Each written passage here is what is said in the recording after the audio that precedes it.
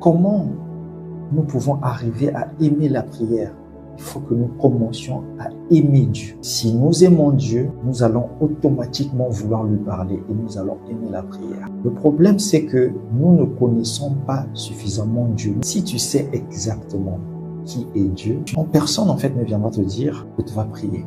Ça va être automatique. Quand vous aimez Dieu, vous devez creuser pour le comprendre. Vous pouvez arriver quelque part, il y a de la terre, mais parfois il y a du diamant sur cette terre. Afin que vous puissiez retrouver ce diamant, vous n'avez pas d'autre choix que celui de creuser. Si vous ne creusez pas, vous n'allez jamais sortir le diamant qui s'y trouve. La révélation, c'est pareil. Si vous voulez que Dieu se révèle à vous, vous devez creuser. Vous devez vraiment vous intéresser à ses attributs. Comment tu vas parler à un Dieu que tu n'as jamais expérimenté? Tu n'as jamais expérimenté, tu cites juste le Dieu de l'autre. Donc, quand tu l'expérimentes à tout moment, ta prière va changer. Deuxièmement, il faut de la discipline. Il faut avoir un programme. Respecter ce programme-là. Une personne qui a une vie de prière a une monotonie. Les personnes qui sont autour de vous peuvent dire que lui, chaque jour, à 9 h, tu ne peux pas parler avec lui parce qu'il rentre en prière. Chaque jeudi, il est indisponible parce qu'il rentre en prière. Il y a une monotonie et l'on retrouve une routine auprès des personnes qui ont une vie de prière. De commencer à faire des petites choses. Ne commence pas à promettre à Dieu quelque chose que tu ne seras pas capable de faire parce que c'est encore pire. Mieux vaut pour toi si tu voulais promettre 33 heures de prière à Dieu. Commence par exemple par 30 minutes. Souvent on dit, Seigneur, je vais prier désormais à partir de 21 h, à partir de 22 h. Et dès que 22 h arrive, on a suivi un film souvent pendant 3 heures. 22 h, 21 h arrive, on a sommeil. Un sommeil là, Seigneur, vraiment bénis ma nuit, sois avec moi, soutiens ma famille. C'est parti, c'est fini. Tu te réveilles, c'est le lendemain. Le matin, tu veux prier à 3 h. Tu dors là, il y a l'alarme qui sonne. Tu te réveilles même. Oh, tu éteins l'alarme. Et puis il y a une petite voix, la petite voix là. Voilà, il faut éviter ça. Cette petite voix qui te dit, dors encore un peu. Juste 5 à 10 minutes. Et puis tu vas te réveiller. Si tu écoutes seulement cette voix, tu vas te réveiller. C'est déjà le lendemain. Il est déjà 6 h. Il est déjà 8 h. Tu n'as plus prié. Et malheureusement, tu tombes tout le temps dans ce piège-là. De cette voix qui te met dans le pétrin. Je crois qu'il faut que tu changes. Essaye une fois. Parce que même les 10 minutes que si tu es déjà fatigué, tu es fatigué, va en prière, Dieu va te fortifier. Dieu va te fortifier. Parce que le but ici, c'est symbolique de respecter une heure que tu as fixée à Dieu. Imaginez que tu invites ton pasteur chez toi. Pasteur, on va se voir aujourd'hui à midi, on va manger et puis voilà, ton pasteur arrive. Et dès qu'il arrive, toi tu lui dis, écoute, j'ai décommandé le programme, on va le faire prochainement. Mais quel manque de respect, quel manque de respect. Et malheureusement, on ne s'imagine pas que c'est la même chose qu'on fait à Dieu. On donne un rendez-vous à Dieu. Quand tu dis, Seigneur, je vais prier à telle heure, tu lui as donné rendez-vous. Sache qu'il sera là. Et parfois même, tu dormais, le sommeil s'interrompt. Tu ne comprends pas pourquoi le sommeil s'est interrompu.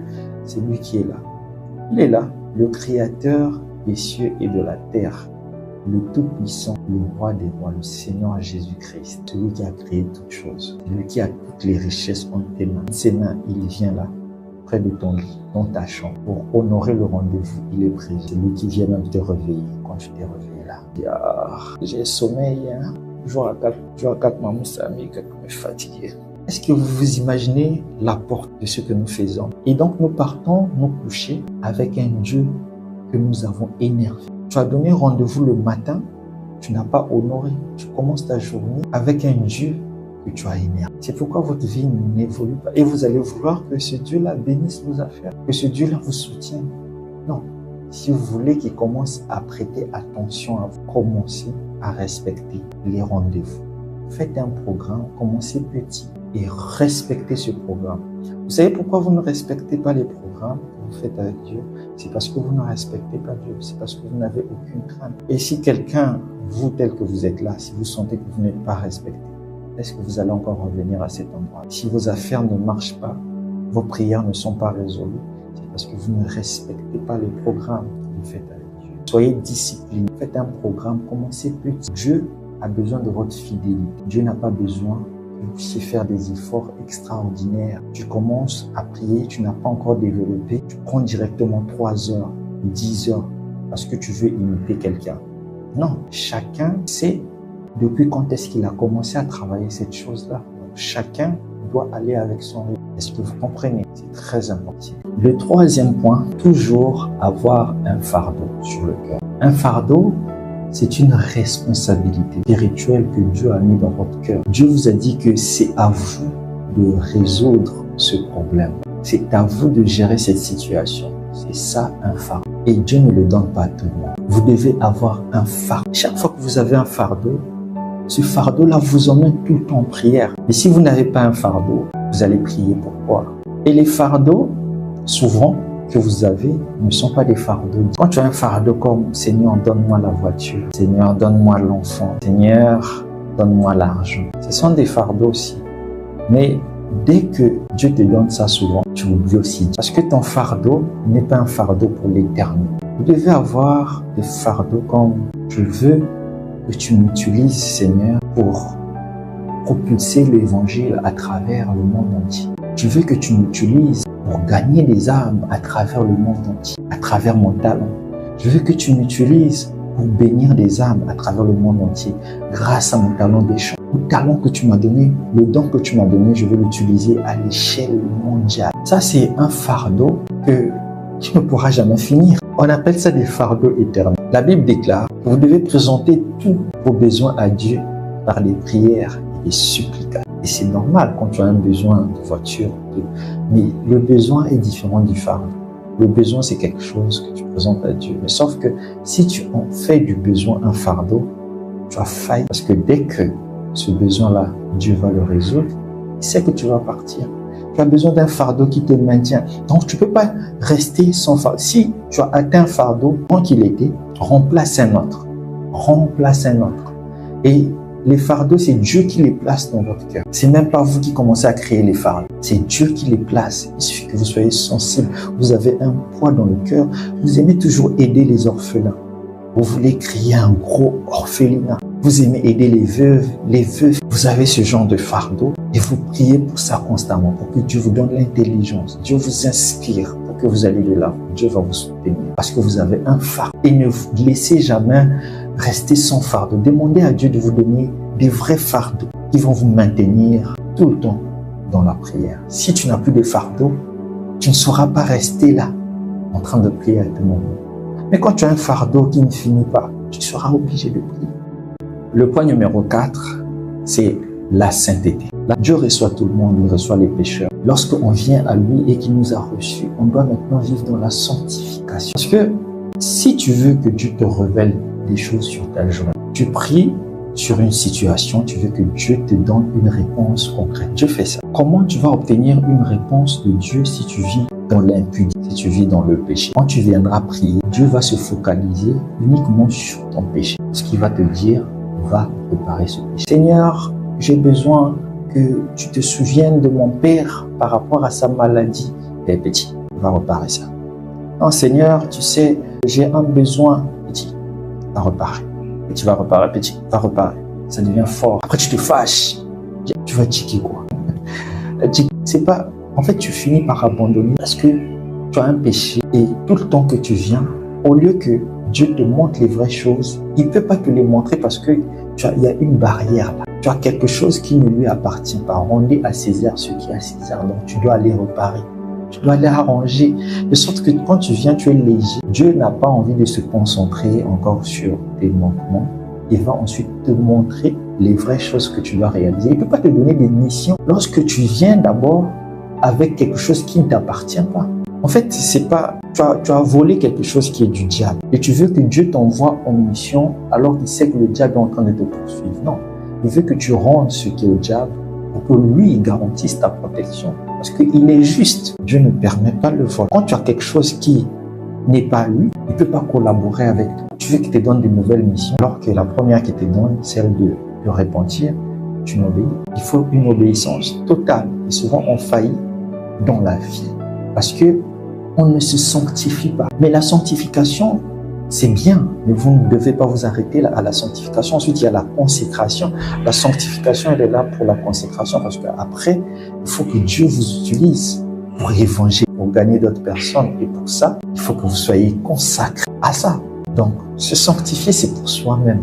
Mais après, il faut que Dieu vous consacre, qu'il vous utilise, qu'il vous soigne. Mais pour que cela se fasse, il faut que vous ayez une vie de pureté. Pour une vie de pureté, sachez vous repentir, sachez confesser vos péchés. Parce que les erreurs sont humaines, mais il faut qu'on soit capable de se sanctifier afin que Dieu nous utilise, afin qu'il nous parle.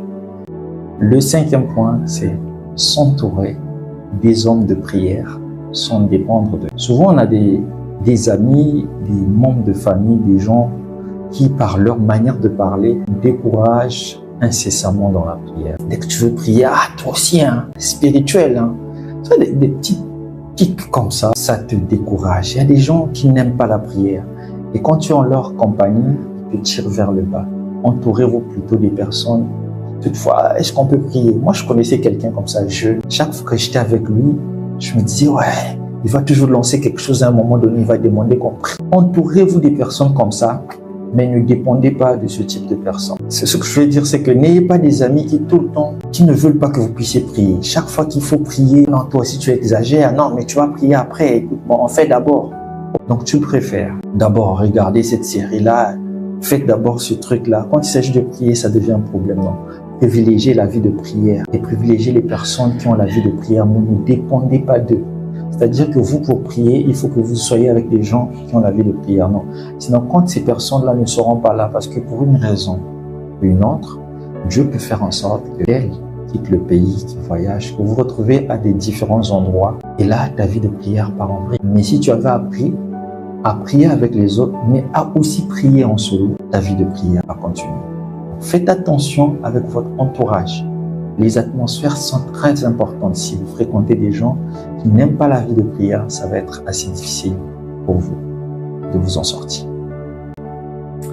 Le 6e point, c'est que vous devez beaucoup écouter et beaucoup lire les passages bibliques sur la prière pour voir comment Abraham a prié, comment Moïse a prié, comment Jésus a prié, comment Paul a prié, comment Pierre a prié. Ça va vous aider, ça va créer en vous la soif. Il y avait un homme, je ne connais pas son nom, son histoire elle est extraordinaire. Cette personne avait pris la décision de ne jamais demander quoi que ce soit à quelqu'un de toute sa vie. Il avait pris la décision de toujours demander à Dieu. Et si quelqu'un vient lui donner, que ce soit Dieu qui ordonne à cette personne de lui donner. Et son poids, c'était de faire un orphelinat de près de 2000 enfants. Et il nourrissait cet orphelinat sans argent, par la foi. Donc chaque fois qu'il avait besoin de quelque chose, il partait demander à Dieu. Il existe des personnes de foi. Il le faisait à tout moment. Mais un jour, il s'est retrouvé dans une situation où il n'y avait rien du tout. Pas de manger, rien. Il ne pouvait pas demander à quelqu'un, il est encore allé à Dieu. Dieu ne lui répondait pas comme d'habitude. Il est revenu, il a dit aux enfants, mettez les couverts, ceux qui ne comprennent pas, mettez les assiettes, les cuillères, mettez tout. C'est comme si la nourriture était prête. On va maintenant prier pour la nourriture. Parfois c'est une folie, mais c'est réservé aux enfants de Dieu. Il prie, Seigneur Jésus-Christ, je te bénis pour le repas, sanctifie la nourriture. Il dit Amen. Dès qu'il dit Amen, il y a quelqu'un qui arrive, qui vient toquer à la porte. C'est une dame que Dieu avait touchée, avec des marmites remplies de nourriture, qui est venue, qui a servi le repas à tout le monde. La vie de prière. Quand vous lisez ce genre d'histoire, automatiquement, ça vous donne la soif de la prière. C'est pourquoi vous devez tout le temps lire des choses sur la prière, dans la Bible, des livres. Je suis contre les gens qui croient que vous ne pouvez pas être inspiré par d'autres livres. C'est vrai qu'il y a des doctrines qui peuvent vous écarter du chemin. C'est pourquoi vous devez commencer par la Bible, mais vous pouvez aussi lire les histoires d'autres personnes. Parce que si vous m'écoutez moi, si vous écoutez votre pasteur, il y a aussi des gens qui ont écrit des livres. C'est comme des prédications, mais qu'ils ont écrit sous forme de livres. Vous pouvez lire des chrétiens qui ont marqué leur génération dans la vie de prière. Vous pouvez lire William Branham. Vous pouvez lire plein de personnes. Donc, non, moi je suis chrétien, je ne lis que la Bible. Si tu ne lis que la Bible, alors quand tu vas à ton église, demande à ton pasteur de ne rien dire, de ne lire que la Bible. Parce que cette prédication qui dit là, vous pouvez la faire sous forme de livre, donc tu ne lirais pas. Il faut être équilibré et il faut être intelligent. C'est très important. Lisez beaucoup d'histoires sur la prière, lisez beaucoup la Bible, écoutez beaucoup de prédications. Ça va susciter en vous la soif de la prière et vous allez beaucoup prier. C'était le 6e point. Le 7e point, m'inviter de tomber dans la dépression. La dépression, c'est cet état-là où tu n'arrives plus à croire aux promesses de Dieu. Tu arrives même à douter de l'existence de Dieu. Tu es désemparé. Cette situation arrive la plupart des temps, lorsque vous avez une requête que vous avez commencé à présenter il y a de cela plusieurs années et que vous avez comme l'impression que Dieu fait la sourde oreille. Cette impression-là, c'est déjà arrivé à chacun d'entre nous. Moi, ça m'est arrivé lorsque j'ai eu ma première fille. J'avais un travail très stable, un contrat CD. Le jour de sa naissance, on me fait comprendre que je perds mon emploi. Le jour où j'étais censé célébrer la naissance de ma fille, on me fait savoir que j'ai perdu mon emploi. Et donc, entre la bonne nouvelle et la mauvaise nouvelle, je me dis, c'est un emploi, on va célébrer l'arrivée de la petite, mais le pire, c'est ce qui va se passer après. Je déménage, je vais dans une maison où, voilà, il y avait le strict minimum. Il n'y avait pas l'électricité. Je dormais dans le noir. Le téléphone que j'avais, j'étais obligé d'aller le charger auprès des voisins. C'est un téléphone où, si tu ne mets pas les écouteurs, tu peux écouter la personne qui te parle. Et donc, je devais me déplacer près d'1 kilomètre, aller avoir Internet quelque part, pour vendre les objets de la maison pour survivre. Parce que je déposais les dossiers, personne ne répondait. Entre-temps, on avait même du mal à avoir à manger. Et à un certain moment, c'était devenu pire. Je regarde ma femme, je regarde ma fille. Pleurer, à un moment, les larmes coulaient des yeux. C'est-à-dire que même 100 francs, vous n'en avez pas. Moi, j'ai un petit quelque chose, 500. Elle reste à la maison. Moi, je vais à l'église pour aller conduire les champs, sachant que quand je vais rentrer, je ne vais rien manger. Mais les champs là, ça bénit les gens. C'est pour ta gloire. Pourquoi tu ne trouves pas les moyens pour que je fasse mieux? C'est comme si Dieu, il n'est pas là. À ce moment-là, je me dis, parce que j'ai failli, montre-moi. Tu te rends compte que tu as tout mis en ordre. Tu trouves rien. Mais la situation ne change pas. Ne change pas. Elle me fait que son pire. Un jour, je me souviens, ma femme me prend le lait. On a acheté des petits sachets de lait Cobel parce qu'on n'avait pas d'argent pour acheter les boîtes. Petits sachets de lait Cobel qu'on vend à 50 francs, à 100 francs. Elle fait le lait, elle bouge le biberon et puis elle donne à l'enfant. L'enfant a commencé à parler. L'enfant dit à sa maman, « Maman, ça c'est pas le lait, ça, c'est pas le lait. » Tellement c'était transparent. L'enfant s'est dit, mais qu'est-ce qu'on me donne? Ça m'avait fait mal. Je dis, Seigneur, où es-tu? C'est pas que j'ai croisé les bras, je postule tous les jours. Pourquoi je ne vois pas ta main? C'est ce qu'on appelle un moment de dépression. Pendant ces moments-là, c'est le moment ou jamais de s'accrocher aux promesses de Dieu. C'est le moment ou jamais de se dire, Dieu peut le faire encore. C'est le moment de ne pas abandonner. Je suis tout au fond, je suis perdu. C'est-à-dire que si Dieu il avait un bureau, je pense qu'on allait faire comme les gens font devant l'Élysée, les Champs-Élysées, la marche avec des pancartes, Nzambe, Nzambe Loba, la Salionini, Nzambe Sungabana, avec des pancartes, il y aurait des gens. Dieu, il est tellement intelligent qu'il n'a pas choisi un domicile fixe. Mais cet état de dépression, je vous assure qu'il y a beaucoup de gens qui sont là, qui ont commencé à douter des promesses de Dieu, qui ont commencé à douter des situations. J'ai envie de vous dire que Dieu m'avait sorti de cette situation. Simplement parce qu'il y avait quelque chose en moi me disait, un jour, ça va s'arrêter. Quand je pouvais me regarder dans le miroir, je me disais, Shadrach, tiens bon, ne lâche pas, tiens bon. Parce qu'à un moment donné, j'avais des idées comme, je vais plus à l'église, je vais plus aller servir, parce que je fais ça, il n'y a rien. Si tu t'es déjà dit ça, j'ai juste envie de te dire que quand la nuit devient de plus en plus sombre, c'est que bientôt le matin, si tu te plains, tu n'auras rien, tu vas rester dans cette situation-là. Et si tu t'accroches aux promesses de Dieu,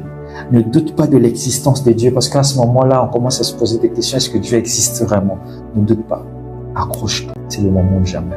Ne tombe pas dans cet état dépressif où tu doutes de tout, toutes les promesses de Dieu. C'est ce que le diable tient bon. C'était là le 7e point. Mon tout dernier point, le 8e point, c'est vous conseiller de ne pas tomber sous l'emprise des bouffeurs de temps.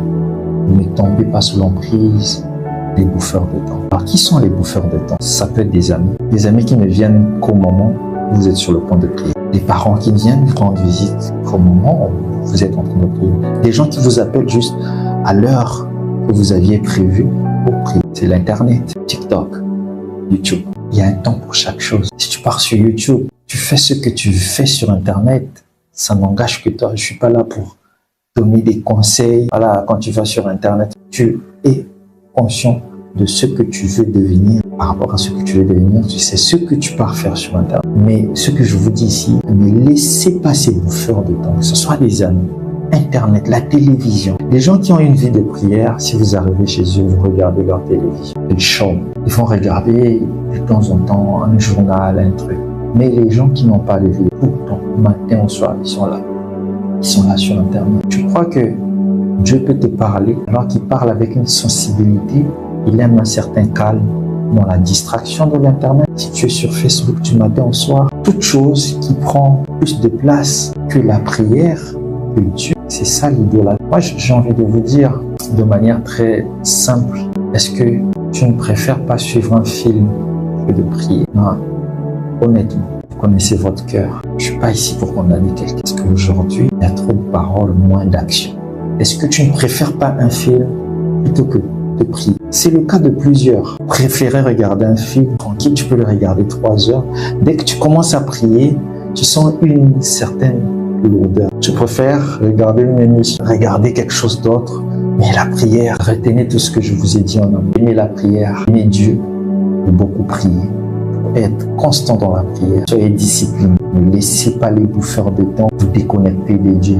Pourquoi vous n'êtes pas capable de dire aux gens merci d'être venu, mais je vais me retirer un moment, je vais prier. Ensuite, on va se réveiller. Pourquoi vous recevez un appel lorsque vous priez? Ce sont des choses que vous ne faites pas devant votre directeur général. Quand votre directeur général a rendez-vous avec vous, vous y rendez. De ce côté-là, les chrétiens n'ont rien à voir avec les musulmans. Le musulman respecte toujours son heure de prière. Que tu veux l'acheter ou pas, si c'est l'heure, il va d'abord finir.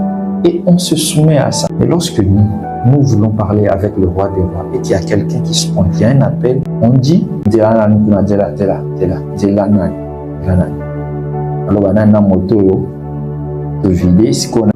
n'est pas votre garçon de course. Si vous ne le respectez pas, il ne vous honorera jamais. Pourquoi on n'a pas le courage de dire à nos frères, à nos sœurs, à nos amis que c'est mon heure de prière, je veux prier et ensuite je vais te revenir? Pourquoi on ne peut pas arrêter le téléphone lorsque c'est l'heure de la prière? Est-ce que devant certaines autorités, tu peux prendre le téléphone? Maintenant, devant le roi des rois, à la prière, tu prends le téléphone? Il n'y aura rien de plus urgent que ce que tu es en train de faire en ce moment. La place que vous donnez à Dieu est équivaloir à celle que Dieu va vous accorder. Si vous aimez une personne et que vous la respectez, cette personne-là va vous honorer. Dieu ressent ce que vous ressentez pour lui par votre manière d'agir. Le chrétien, vous devez avoir des heures de prière et vous devez... Moi, je ne suis pas du genre à exiger aux gens de prier d'une certaine manière, de tout le temps s'agenouiller, de se lever. Vous devez prier selon la manière dont vous vous sentez à l'aise. Parce que ici, le but, c'est d'avoir des résultats. Si Dieu vous parle, vous vous sentez mieux quand vous parlez assis. Parce qu'il y a des gens qui vont vous dire, ah, Dieu est sur le trône, toi aussi tu es assis. C'est écrit, vous donnez des versets bibliques quand vous donnez des choses comme ça. Le but ici, c'est d'arriver à des résultats. Quand quelqu'un prie debout et qu'il est mal à l'aise, il n'arrive pas à s'adapter, il va continuer à prier comme ça. Il faut que chacun prenne son envol selon comment il se sent, selon comment il est conduit. Le but ici, c'est se sentir bien quand vous parlez à Dieu. Les musulmans, on va les reconnaître par leur front, parce qu'ils sont tout le temps en train de... Les chrétiens, généralement, se mettent à genoux. Et quand tu vois les genoux d'un chrétien, tout propre, trop esthétique, ça veut dire qu'il n'a pas de vie de prière. Aujourd'hui, vous allez aller dans des séminaires, on va vous dire que pour sélectionner un homme de Dieu, on regarde ses diplômes, où il a étudié, est-ce qu'il a fait des études de théologie. Mais bien avant, on vérifiait d'abord ses genoux, à voir si ses genoux sont noirs, pour savoir que oui, il a une vie de prière, et ensuite on va vérifier sa doctrine, sa manière de vivre. Alors les femmes encore, je comprends que vous êtes censées être belles pour votre mari, donc encore les femmes peuvent mettre un coussin, je sais pas moi, parce que si votre mari il est assez spirituel et qu'il vous accepte comme ça, tant mieux. Il y a des hommes qui vont pas vouloir voir sa femme. Ici, c'est on regarde les genoux, c'est autre chose. Mais les hommes, vous, vraiment, c'est au sol. Il faut tenir. En tout cas, pour ceux qui se mettent à genoux, vous ne pouvez pas venir dire à Dieu, je t'aime. Seigneur, je veux que tu m'utilises. Et dès que votre téléphone sonne, vous répondez dans la prière. Dès qu'un ami vient, c'est l'heure de la prière, vous faites un choix. Vous faites le choix de dire à Dieu de se mettre de côté et vous puissiez d'abord traiter avec votre ami. Et ça, malheureusement, c'est pas une bonne chose. Pour terminer, il y a un petit bonus, c'est que toutes les choses que je viens de citer là, vous ne pourrez pas les accomplir sans l'œuvre du Saint-Esprit. Il vous faut le Saint-Esprit pour accomplir tout ce que je viens de citer. Et pour que vous puissiez y arriver, vous devez comprendre que l'homme est constitué du corps. Vous voyez, il y a la vue, Il y a l'ouïe, il y a le toucher, il y a l'odorat, il y a le goût. Ça, c'est le corps. Et puis, il y a l'esprit qui est constitué de la mémoire, la conscience, la mémoire, l'imagination, l'affection et la raison. Et puis, il y a l'âme. Donc, dans la Bible, on vous a parlé du temple qui était fait du parvis extérieur, du lieu saint et du lieu très saint. Donc, il y a des gens, quand ils commencent à prier, qui sont de la lourdeur, des moustiques, des trucs. Quand tu commences à prier directement, tu commences à avoir peur que la personne qui vient de tomber sur toi, tu écoutes les prières des autres, tu es distrait, tu es dans le parvis extérieur. Tu es vraiment dans le parvis extérieur. Dans le parvis extérieur, le bâton d'Aaron ne pouvait pas affluer. Ensuite, tu peux passer à une autre étape, c'est que tu réussis à vaincre le parvis extérieur parce que tu as résisté. Le seul truc à faire ici, c'est résister pour vaincre. Tu commences à prier, les mots commencent à te venir, tu sens de l'intelligence dans tes paroles, tu commences un peu à aller, parfois tu rentres en transe, c'est l'esprit là, c'est le domaine de l'esprit. Tu n'es pas encore arrivé. Il faut que tu arrives à un niveau où tout ce qui est autour de toi n'existe. Quand tu rentres dans le Saint des Saints, il n'y a pas de bruit là-bas. La seule lumière, c'est Christ lui-même. À ce moment-là, quand tu atteins cette dimension, c'est là qu'on obtient des résultats. Et chacune de vos prières, il veut vous assurer d'arriver là. C'est pas vous qui montez, on a continué na parvis extérieur, on a continué à ça. C'est l'esprit qui te conduit à travers ces étapes. C'est automatique. Quand tu adores Dieu, tu n'arrives pas à décoller, tu résistes. Le problème avec vous, c'est que quand tu es dans le parvis extérieur, là, tous les trucs là, je prie plus. Seigneur, non, tu dois persister dans la prière pour avoir un résultat. Prenez soin de vous. Chaque jour est une vie. On se retrouve la prochaine. Ciao, ciao.